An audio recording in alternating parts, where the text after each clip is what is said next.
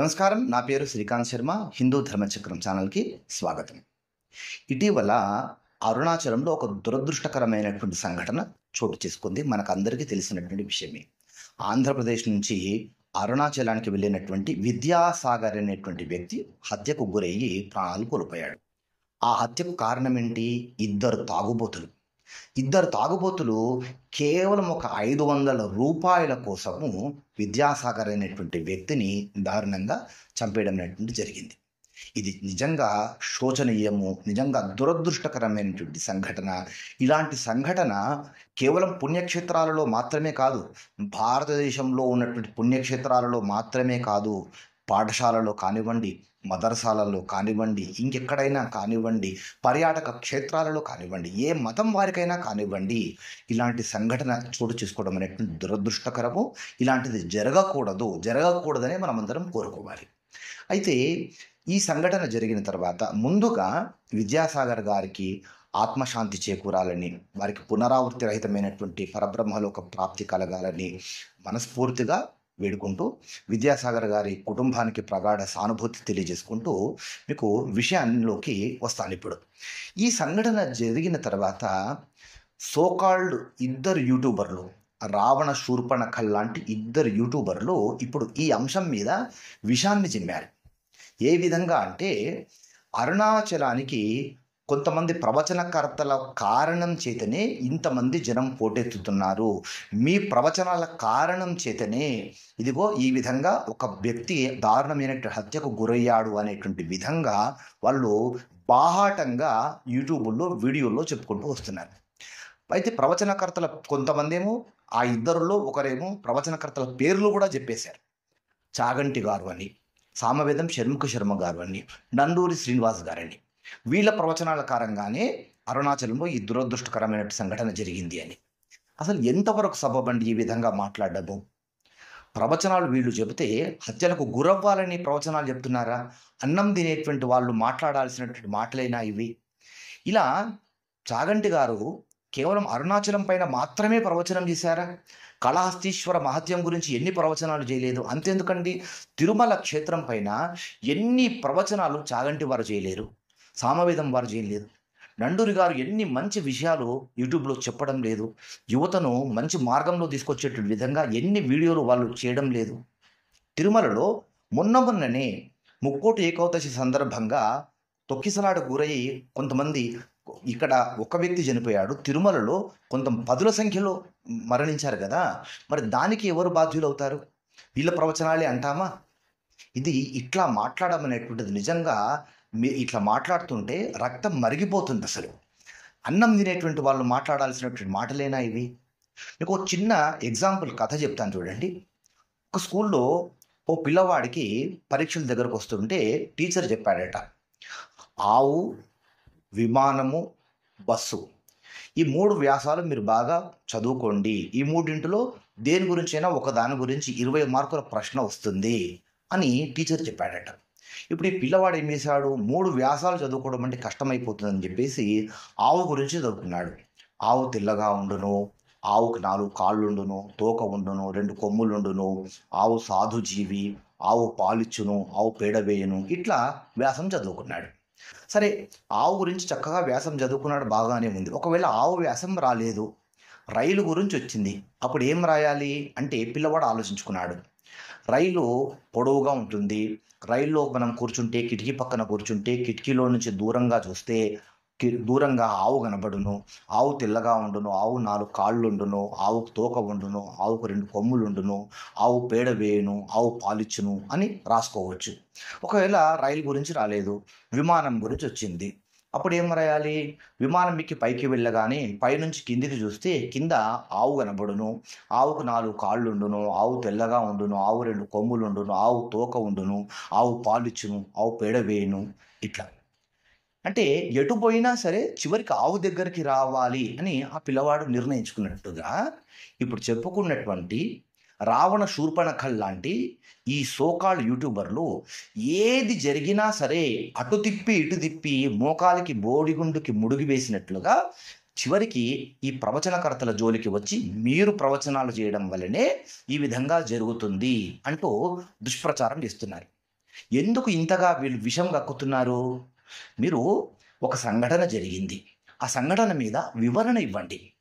విషాన్ని చిమ్మకండి. వివరణ ఇవ్వండి. ఎలాంటి వివరణ కావాలి? ఇక్కడ అరుణాచలంలో ఆ క్షేత్రంలో తాగుబోతులకు అక్కడ చోటు ఎందుకు ఇచ్చిండ్రు?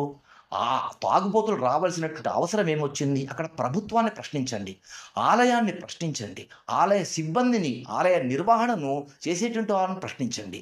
ఈ విధంగా ఆలయాల్లో పరిసరాల ప్రాంతాల్లో ఇలాంటి వాళ్ళు వస్తే ఆ ఆలయానికి వచ్చేటువంటి భక్తుల పరిస్థితి ఏంటి?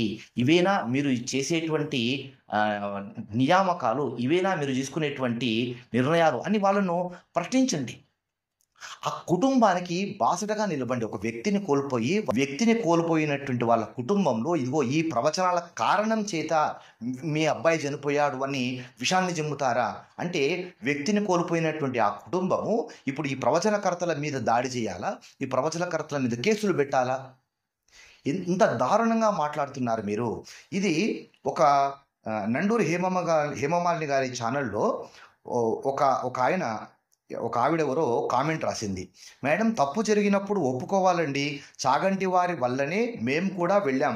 ఒక ఆమె ప్రదక్షిణలు చేస్తూ చనిపోయారు. చాగంటి గారు మిమ్మల్ని వెళ్ళమని చెప్పారా? ఇదిగో నా ప్రవచనం వెళ్ళి మీరు బట్టలు సర్దుకోండి అని మీకు చెప్పారా? చాగంటి గారు కానివ్వండి, ప్రవచనకర్తలు ఎవరైనా కానివ్వండి, క్షేత్రం గురించి చెప్తారు. క్షేత్ర మహిమ గురించి చెప్తారు. అలాంటి క్షేత్ర మహిమ తెలుసుకుంటే మీకు ఇష్టం ఉంటే వెళ్ళండి, కష్టం ఉంటే అన్నీ మూసుకొని ఇంట్లో కూర్చోండి. అంతేగాని మీకు జరిగినటువంటి దానికి ఫలానా వారి కారణం అంటే ఎట్లా? పర్సు పోయింది, చాగంటి గారే కారణము. బస్సు మిస్ అయింది, చాగంటి గారే కారణము. టికెట్లు పోయాయి, సామవేదం వారి కారణము. వెళ్తూ ఉంటే ఆకలికి మాకు ఎక్కడ తిండి దొరకలేదు, నండూరి గారి కారణము. ఇవే మీరు మాట్లాడాల్సినటువంటి మాటలు? సిగ్గుండాలి ఇలా మాట్లాడడానికి. అదేవిధంగా ఇంకో వ్యక్తి చూడండి. ఇక్కడ నేను అరుణాచలం నుండి, ఈయన పుట్టపర్తి సాయిబాబా భక్తుడు ఏంటో పుట్టపర్తి సాయిబాబా గారి ఇమేజ్ పెట్టుకున్నాడు. నేను అరుణాచలం నుండి మెసేజ్ పెడుతున్నా. ఇక్కడికి ఎవరు రమణ మహర్షి కోసం కన్నా చాగంటి మాటలు విని ఇక్కడికి వచ్చి చాలా కష్టాలు పడుతున్నారు. చాగంటి ప్రవచనంలో చాలా తప్పులు చెప్తున్నారు. ధైర్యం ఉంటే చర్చకు బహిరంగంగా రండి.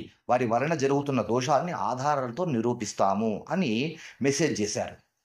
నువ్వెవడివయ్యా ఆధారాలతో నిరూపించడానికి? నీతో చర్చకు రావడానికి చాగంటి గారికి ఏమవసరం ఉందయ్యా? నీకంత శక్తి ఉందా?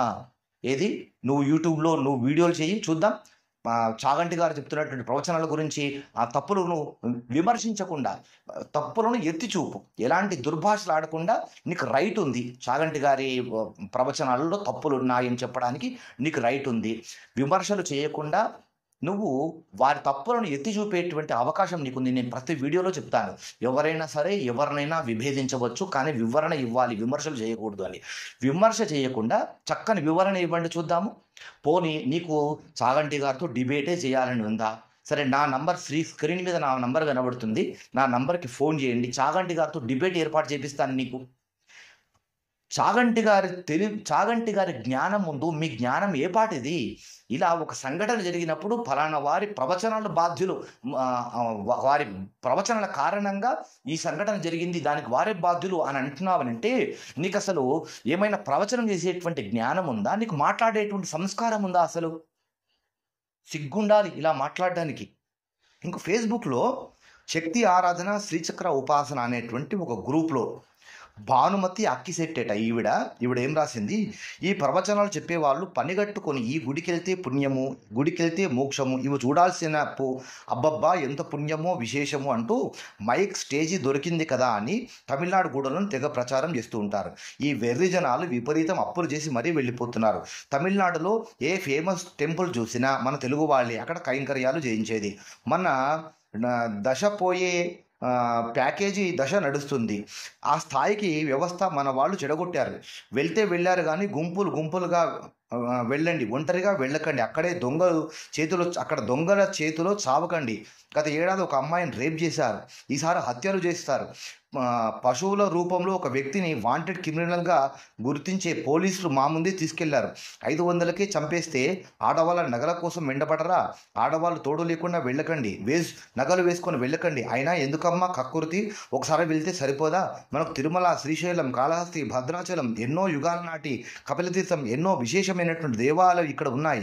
ఇంట్లో కూర్చొని బాగా పూజలు జపాలు చేసుకోకూడదా? మీకు మీ ఇంటికి మంచిది కాదా? ఫలానా రోజు ప్రదక్షిణ చుడితే ఎంత విశేషమో అని ప్రచారం చేసి వాళ్ళని మూతిపైన కొట్టండి అంటూ భానుమతి అక్కిశెట్టి మహానుభావురాలు పెద్ద వ్యాసం రాసింది. నువ్వు నీతులు చెప్పావమ్మా భానుమతి అక్కిశెట్టి గారు. ఏమన్నావు? ఒంటరిగా వెళ్ళకండి, గుంపులు గుంపులుగా వెళ్ళండి, ఇలా నీతులు చెప్పండి వెళ్ళేటువంటి వాళ్లకు. కానీ ప్రవచనకర్తలకు ఎందుకు ముడిపెడుతున్నారు? క్షేత్ర వైభవం గురించి, వేరే క్షేత్రాల్లో ఉండేటువంటి, వేరే రాష్ట్రాల్లో ఉండేటువంటి వాటి గురించి ప్రవచనకర్తలు చెప్పకూడదు అనేటువంటి రూల్ ఏమైనా నువ్వు పెట్టావా? రాజ్యాంగంలో నువ్వు రాయించావా? ఏమైనా ఆర్టికల్ ఏర్పాటు చేసావా? ప్రవచనకర్తలు ఇదిగో ఇలా గిరికీసుకొని ఇందులో వరకు మాత్రమే మాట్లాడాలి, ఇది దాటి మాట్లాడేటువంటి అర్హత మీకు లేదు అని నువ్వు రూల్ ఏమన్నా ఏర్పాటు చేసావా? ఏమైనా సర్కులర్ ఏమైనా నువ్వు పంపిస్తున్నావా? బుద్ధి ఉందా ఇలా మాట్లాడడానికి? అసలు మీరు ఆడమనిషి అయినా కానీ ఇంతగా మాట్లాడడానికి, నేను ఈ విధంగా మాట్లాడడానికి కారణం ఏంటంటే, ప్రవచనకర్తలను మూతి మీద కొట్టండి అని అన్నావు నువ్వు కనుక నిన్ను గౌరవించాల్సినటువంటి అవసరం లేదు. ప్రవచనకర్తల వలన ఈ రోజున రాష్ట్రంలో, దేశంలో మాత్రమే కాకుండా యావత్ ప్రపంచ వ్యాప్తంగా ఎంతో మంది జీవితాలు బాగుపడ్డాయి ప్రవచనకర్తల వల్ల. ప్రవచనకర్తల వలన మన హైందవ ధర్మం నుంచి మత మార్పిడులు కాకుండా ప్రవచనకర్తల యొక్క ప్రవచనాలే అడ్డుకున్నాయి. ఈ సంగతి తెలుసా మీకు? ఎంతోమంది నాస్తికులు ఆస్తికులుగా మారి మళ్ళీ హిందూ ధర్మంలోకి వచ్చారు. ఈ సంగతి తెలుసా మీకు? మీలాంటి దిక్కుమాలినటువంటి వాళ్ళ వల్లనే హిందూ ధర్మానికి ప్రమాదము.